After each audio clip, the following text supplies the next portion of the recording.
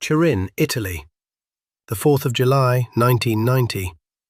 England and West Germany are level after extra time in a World Cup semi-final, and it comes down to penalties. Across Britain, people are watching the same picture at the same moment. Then it is over. England lose on penalties. A nation exhales. In that instant, something remarkable happens, not in the stadium, but in kitchens across the country. People stand up. Kettles click on. Fridge doors open.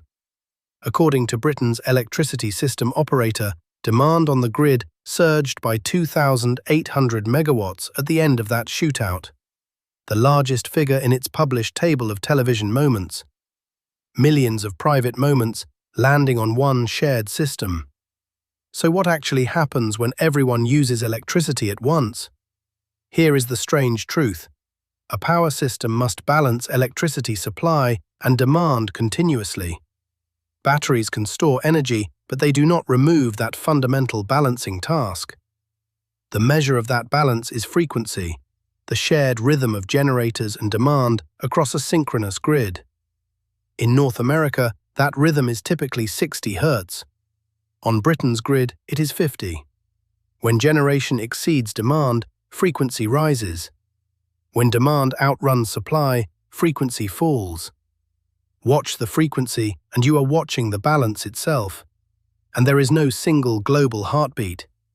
The world runs on separate synchronous grids. North America alone contains 4, and Britain is its own electrical island. Within each one, connected generators move together like rowers in one boat. So when a surge hits, a wave of kettle use, or the sudden loss of a large power station, the grid defends itself in layers. The first defense is physics itself, inertia. The spinning machinery of conventional generators stores kinetic energy. When demand suddenly outweighs supply, inertia resists the change. It slows the frequency fall, buying seconds. The second is primary frequency response. Governors on generators sense the slowdown and automatically provide more energy, while some motors naturally draw less as frequency dips. Within seconds, this arrests the fall and steadies the system. But here is the subtlety. It holds the line. It does not restore frequency to normal. That job belongs to secondary control. Automatic systems and control room operators call on reserves and rebalance the system, guiding frequency back toward its target over minutes. And if every layer is overwhelmed, then, as a last resort, protective relays can deliberately disconnect blocks of demand. Under-frequency load shedding. The settings differ by region. There is no single universal number. It is a controlled sacrifice intended to preserve the wider system. This is why a sudden surge does not automatically cause a blackout. The grid is designed to detect imbalance, react quickly, and share the response across many resources. But what happens when the layers themselves fail? August the 14th, 2003. A hot afternoon in Ohio. By evening, an estimated 50 million people across 8 American states and Ontario, Canada, were without power. Some American areas waited 4 days for restoration. Parts of Ontario endured rolling blackouts for more than a week. Popular memory blames a tree. The official US-Canada investigation found something more unsettling. Overgrown trees touching high-voltage lines were one failure among several.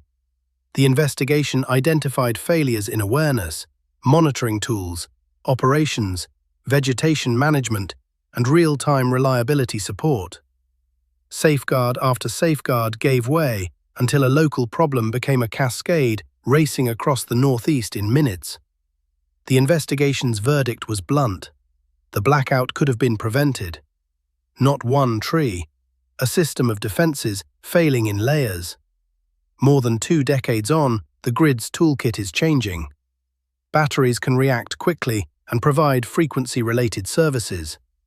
Demand response can turn electricity use itself into a resource, reducing or shifting demand when the system is strained.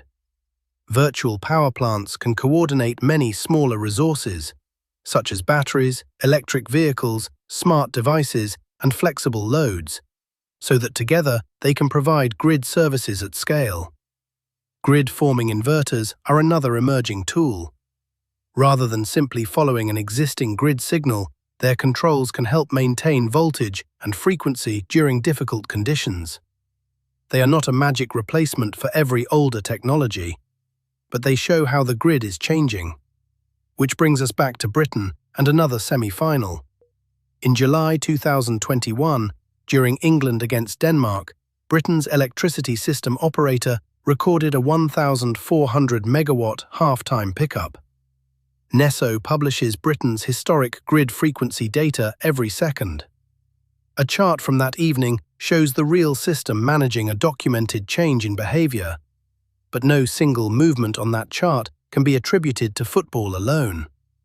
So what happens when everyone uses electricity at once? The grid responds. A vast, hidden system begins to work.